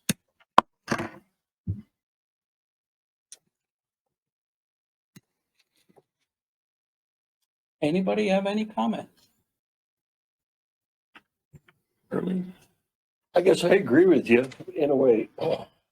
I'd like to see a limit on them, on a number. We bought a dog from a small, I don't even know if you'd call it a puppy mill. He had 5 dogs and they got bred once a year. He had kids. The dogs got to go outside. They played with them. They played with the puppies. I says, are you going to, this was, well, let's see, it'd be 6 years ago now. I says, are you going to try to enlarge them like the rest of the puppy mills? And he's like, no. He says, that's cruel to me. He says, I have a relation that's doing that. And he says, I don't agree with it, but he says, that's him. Did you ask to see his permit?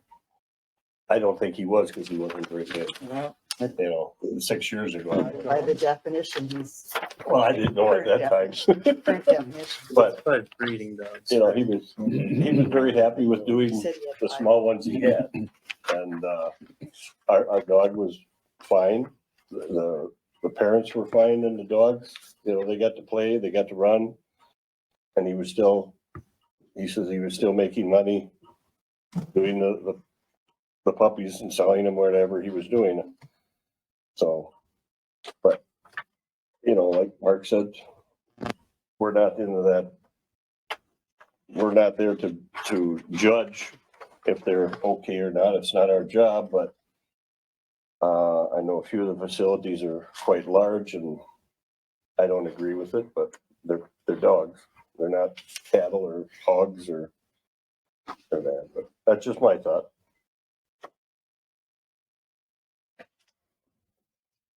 First off, let me say that I have eaten dog on numerous occasions because my business work requires me to travel to Asia and I eat everything they put in front of me. And dog is actually quite good. In China, Southeast Asia, dogs are looked at as livestock first and pets second. In Houston, not Houston County. I used to own land there. In Winona County, I would rather have dogs more towards the pet business side of enterprise rather than looked at as livestock. So you had mentioned it's agricultural area and it's an agricultural activity. My feeling is not livestock. So maybe needs a little additional degree of interference. Just my opinion as a dog eater, longtime dog eater. Any other discussion? Dogs. I guess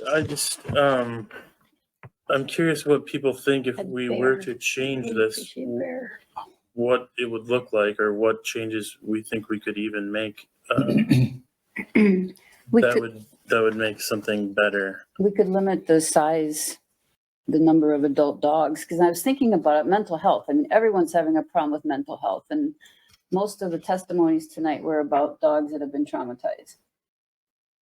And it could be argued that maybe they had too many litters, but I know women who have had 10, 12 children and need hip replacements. So that didn't really register with me. But if there's 50 dogs running out in a yard and there's bullying, there's dominant dogs, there's less dominant dogs, there's all sorts of things that could happen if there's dogs just running willy-nilly.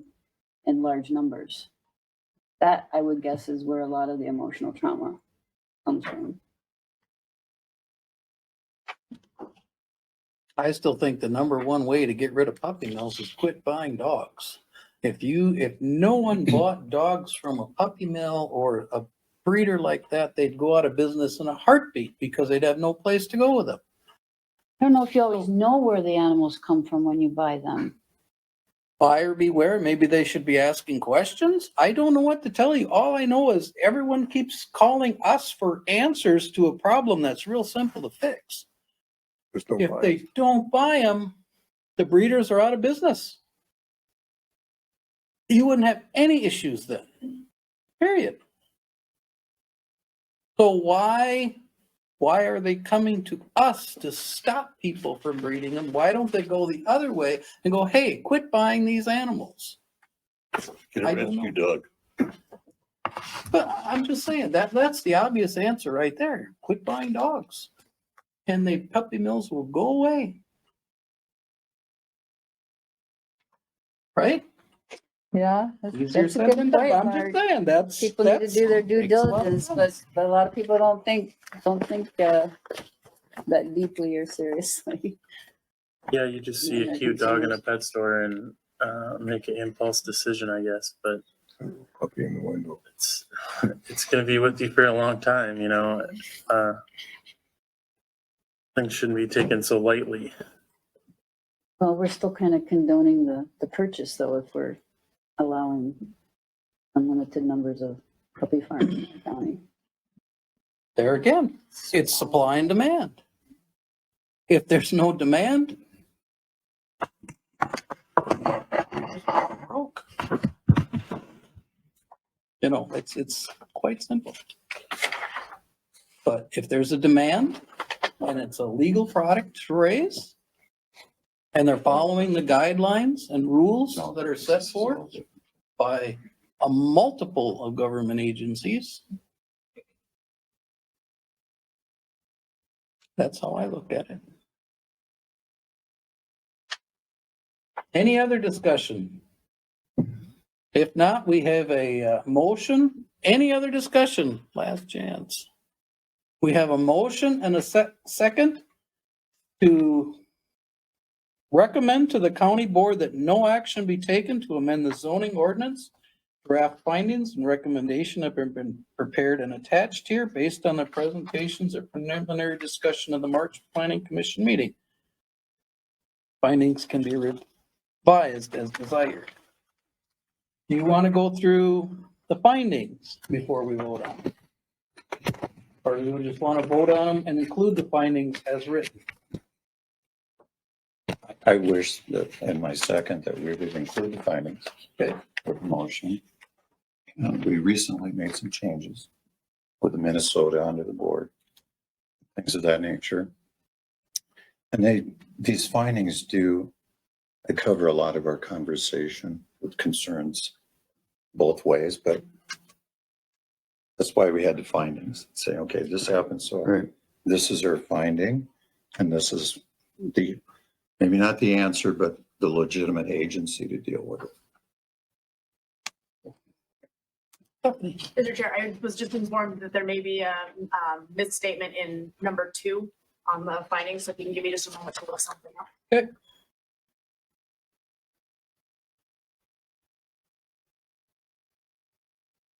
The wrong chapter or something? Yeah. Might be the wrong titling of what the actual applicability is. Give me just a moment. Back to any discussion.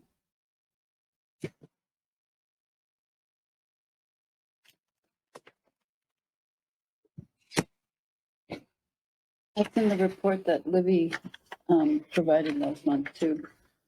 The same numbers. Minnesota rules 1721.0520.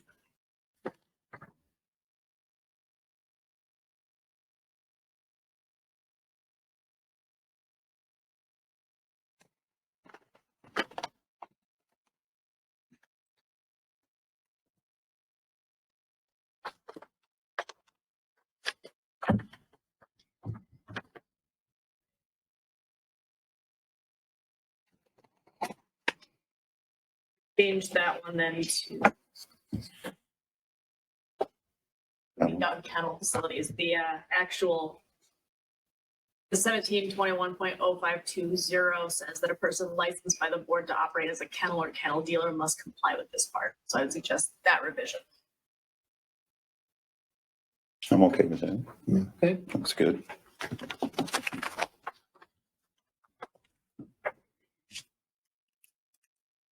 Any other discussion or comments? Why is number 10, why is the one facility not required to have a license? Because they're under the dog unit. Size. What? They're under Size. 4. You're under 4. If you have 4 or less dogs, you don't need any. Okay.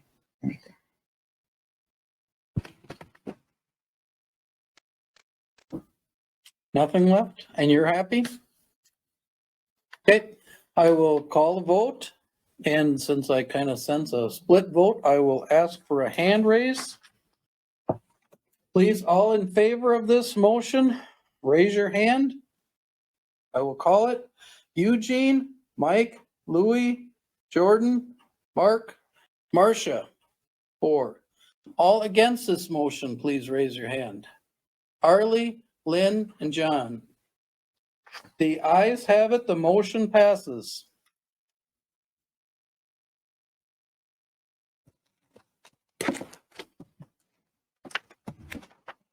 Thank you, we are done with that. Updates. As you know, earlier today, we voted on the same two that we voted on here earlier, and those were both approved. Okay. Eugene? I don't know if this is the appropriate time or not, but, is there some way that when we have Board of Adjustment meeting before our meeting about things that are in our meeting, we could get this update before? Or is that just happen if something happens so that it doesn't go through? If they would have denied it, then we wouldn't have been on our thing tonight, Okay. correct? Yeah. It would have been pulled. It would have been pulled from our thing tonight. Then if they would have denied any part of what we did today, and what they did today, it would not been on our agenda tonight. Correct? That's Kind of. not quite Well- accurate. It most likely would be, but it doesn't necessarily have to be pulled. Because a couple months ago, we had something that was, They can always reapply. Because the way it works, the CUP is dependent on one of the conditions as a variance has to be in place. It doesn't, they just wouldn't be able to act on the CUP unless they came back and got a variance later.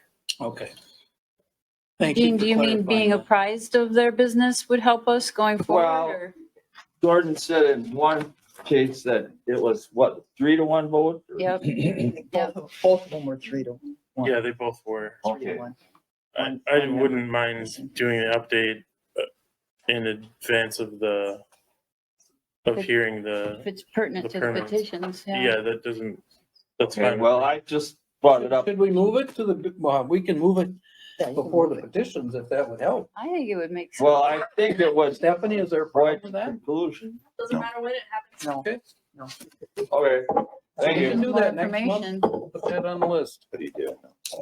Yeah, I know that. Okay, county board. Marcia. At the last county board meeting, we did approve the cemetery and the, I don't know if it's the right term, beauty shop, hairstyle. Salon. Salon. We approve Barber both shed. of them, yes. Okay, thank you. This one, 33 and 14. We have someone leaving us. This will be your last meeting. Okay, would you like to give up and give a speech and? Not really. Thank you for your years of No one service. wants any more time maybe here. So I am retiring, effective a week from tomorrow from my position as Planning and Environmental Services Director. 6 years to the day after I came down to this beautiful part of the world. And I've made so many friends. I have the pleasure of working with such great colleagues. And folks like yourselves that volunteer your time, even though you have day jobs and you work very hard at those. If you care about the greater good enough to come here and make decisions that sometimes aren't very easy. and yet the citizens of Winona County benefit from those decisions. So it's been a great pleasure to spend this time, working on behalf of the citizens in conjunction with this group. And I'm going to move now full-time to Oshkosh, Wisconsin, where my son lives, my brother and my mother live. And I've got a couple gallons of paint ready to go for some bedrooms in my 1927 brick home, do a little gardening. Hopefully lose a couple of pounds, but I'm not just in a car as much as I am. But the friends, the friendships that I've made here, and the beautiful countryside, and all of you, keep in touch. I might look for something else to do over there, a little further down the stress food chain. But I hope to stay active. And thanks again for the privilege of being your planning and environmental person. Thank you. Thank you.